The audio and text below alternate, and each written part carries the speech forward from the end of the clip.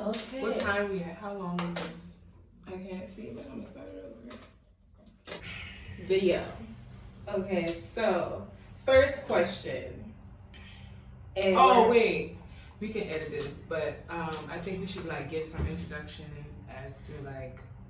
You mean insight? Yeah, like some background story on how. Does that?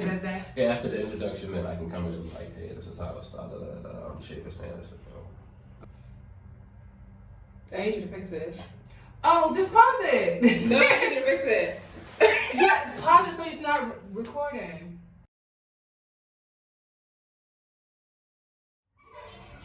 Hey y'all, so we're about to do this video on co-parenting. I have the boy's dad with me, Chavis. He's in town visiting for the holidays and it just happened to be his birthday as well. So we decided to do a vlog on our experience co-parenting, and we hope this can help anybody out there co-parenting, and yeah. Run it. Oh, we have Shania asking a question. She looked like she been dragged down the road, so she don't want to be on camera. So she gonna ask us the questions. Run it. You want me to just let it slide? Because he's a professional. Okay, run it. What's happening, y'all? This your boy Chavis, man, aka C Max. All my Mount Pleasant Johnson people, y'all know me. What's up? Just to give y'all a little insight, man.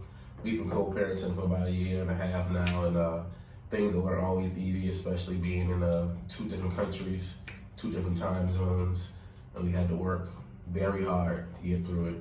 And we got some questions that we're gonna answer, and just like she said, hopefully it'll help y'all get through y'all co-parenting stages. And some of y'all might even have it easier since y'all in the same time zone. So, hey, let's go. You want to add anything? No, you pretty much summed it up really well. Okay, first question. This is gonna be, it can be both ways, but we're gonna start with Tiffany. Ladies first. Okay. What do you appreciate more about her parenting skills? Oh, I thought you said it was for Tiffany. Yeah.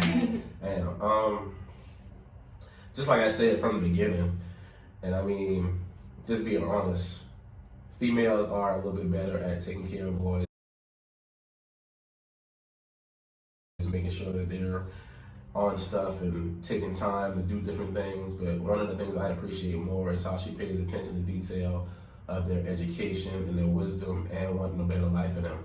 Not saying that I don't, but she kind of emphasizes education and wanting to see them in the world, wanting them to see the world. And then that's how she cares for them, and she makes it easy for me to kind of be a part of their lives, because being that she's in a different country, I didn't have to be here. So I'm very appreciative of that, and I make sure she's very well aware of how much I appreciate that, because as y'all can see, as y'all know, I'm in Dubai. You know what I'm saying? And like Jay-Z said, I ain't going there, but I hit the lottery basically. Hey, my baby mama harder than a lot of you niggas. Keep it 100, I hit the lottery, niggas. Okay. All right, and vice versa. Okay, so what I appreciate the most about Chavis's parenting, I kind of picked up on it like early on before we split, but he tends to approach things in a more, I hope it doesn't sound degrading. It won't, but he approaches things a lot more simpler than I would. Am I saying it right? Yeah. Okay. To whereas like sometimes I overthink things, especially like with parenting. Like I become obsessed sometimes with their education, but he kind of focuses on like the simple things, like, oh, let's tie your shoes. And I learned that from him, so now I try to pay more attention to the simple things, like, you know, tie your shoes. And so I appreciate about that. I'm the overthinker, and he tends to like approach things more like, okay, relax, it's not that serious. So it kind of gives us that balance in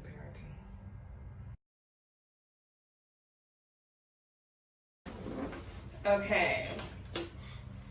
The next question is, what are the difficulties of parenting in 2 different countries? Okay, I'll go first. I would say it worked out for us because he works nights.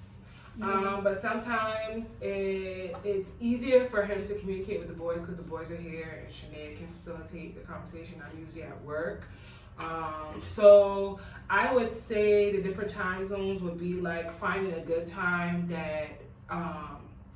that's easier for the other parent to communicate with the child.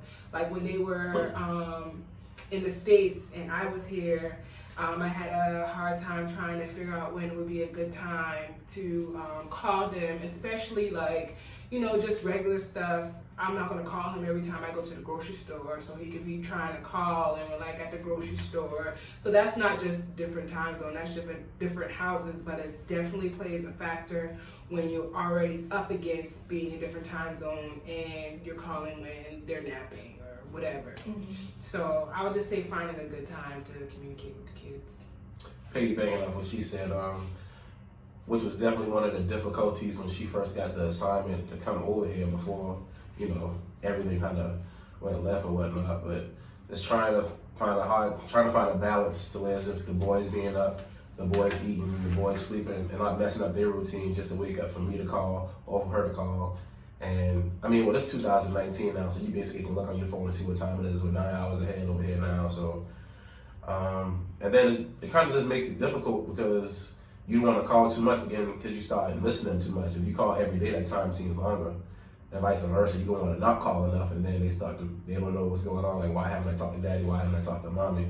So it's definitely, you know, basically finding a balance on when and how to call, what to say, what not to say, and how to deal with the time difference and the space difference. Because it's not like, okay, 5 hours away, I can drive on the weekend and let me see my boys and let her see her boys. It's literally a 19-hour flight, you know what I'm saying, from America to Dubai. So it is what it is, but we make it happen. Also, I want to elaborate the fact that communication is key and like knowing the boys. So I think one thing that we both kind of do good on is we don't we understand that the other is not trying to keep that from the kids. Right. So it's not like, you just don't want me to, you know what I mean? Yeah. So that eliminates a lot of stress. Whole lot. And also, like, we kind of both know our kids, so we know when is a good time. Like, he probably called and they just came in from outside and they wow. So I'd be like, oh, you might want to call them when they settle down because they're so young, so their attention span is like Very 9. short. So it's not even just finding the right time, but when you do find the right time, you got to make sure they're calm because if they're not going to be talking to you. Excuse me. And that can probably add to you missing them. But like I said, we've been doing this for so long that we know that if I wait to call them after they eat, then it's a dub. Right. They're going to be wild and all over the place. Yeah. So knowing your kids too play a big factor, especially if they're young. I would say probably younger than, well, I don't know. But probably I'm guessing like 8 because anything under that, they ain't trying to look at no phone. They can call themselves. They can easily push FaceTime or whatever. Okay, next question. What sacrifices did you have to make in order to make this, you know, easier for both of you? Just start with Tiffany. I would say,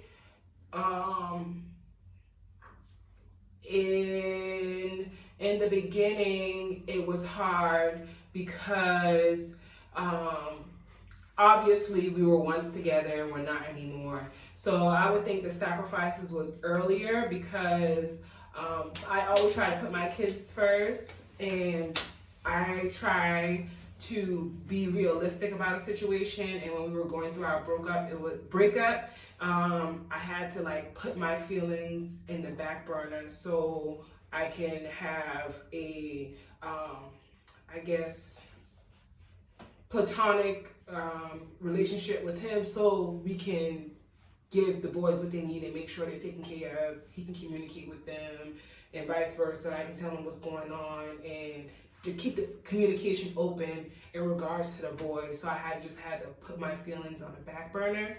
So I would say that was probably like the biggest sacrifice selfishly, but then also like the time. It's like, I don't really think about it because we make it work, and I don't it's not like a, I don't know how to say it. Being the only parent here, I'm starting to think about it more, but they don't really do too much activities, and they have a nanny, so I don't have to take them to basketball games, basketball practice, and all that stuff. They're pretty much here, but as they're getting older, I'm starting to think about it more, so it's not really that much of a sacrifice because I'm fortunate enough to have a nanny and Shania here, so they kind of like pick up a lot of the slack, more or less. Well, in the beginning, I'm stripping, but the word was God, and God was with the word. But sacrifice, man, in the beginning, it was easier for me because I had them, and she went away, so it wasn't really no sacrifices for me as far as, well, the biggest sacrifice is not having her there to be my second half, to be my helpmeet, to be everything that the female is supposed to be with parenting, because when you have a child, nobody wants to have a child and be a baby mama or a baby's father. That's first and foremost. Now, in life, things change, plans change. So during our breakup, yes, we decided that the boys would be better off, with her, because she was over here by herself and she needed that, time to be a mother. No man is ever going to say, like, hey, try to take their child away from their mother. I'm not saying that we don't need them equally, but the mother needs her child more. That's just my opinion. So some of the biggest sacrifices, like she said on the vice tip, as a man having a boy, you want to have them at an early age, taking them to basketball games, taking them to football games. Not to mention their older brother Jaleel, not having that camaraderie of being all together and bringing them up as one, and them going to Jaleel basketball games and football games, and just like having them together so they can pick up on the boy things. Not saying that they're not going to pick up on the boy things with their mother, but everybody knows like a female can't raise a man to be a man. So one of the sacrifices I have to have is kind of putting that trust in her, to whereas if she's not doing too many feminine things around him, because even Carter one time still had to draw on his face because he used to see her put on makeup sometimes, so that's really hard. But this is like being away from them.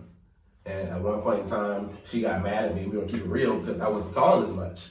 But at the same time, I didn't know how to deal with that as far as them being away, them being gone for a long period of time, and me calling. And at the same time too, I was dealing with the breakup like, damn, like, well, we just broke up, you across the country, I'm across the country, we gotta raise these kids. So just keeping it honest, like when you break up with your child's mother, your child's father, you're gonna go through that time. There's not going to be a lie like, oh yeah, it just clicked off. No, it didn't. It was hard for at least, 3-4 months? It was difficult. So, it might have been longer than that. I can't. It was difficult than that. And then, it's just like, hey, how are we going to do this? How are we going to handle monetary issues? How are we going to handle visitations?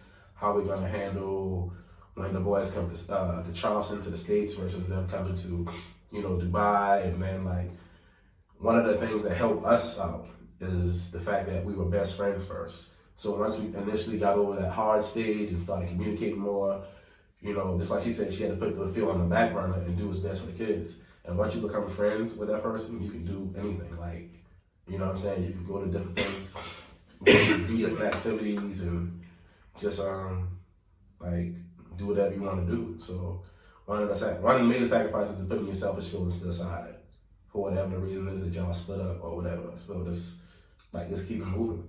But you do have to acknowledge the fact that, hey, we were this at one time, and like, hey, let's get past this, let's talk about it, let's move on, and then it's just straight like that.